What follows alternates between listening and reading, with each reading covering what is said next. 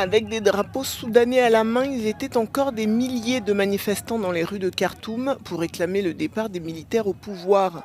Une mobilisation qui ne faiblit pas depuis le coup d'État du 25 octobre, et ce malgré la répression.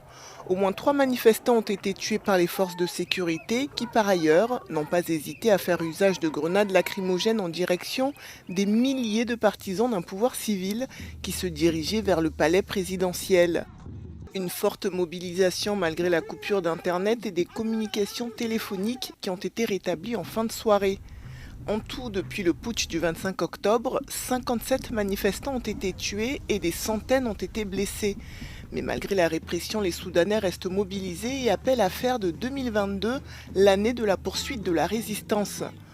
Pour l'instant, ils ont peu de chances d'être entendus. Les militaires sont seuls aux commandes du pays depuis la démission dimanche du Premier ministre civil Abdallah Hamdok.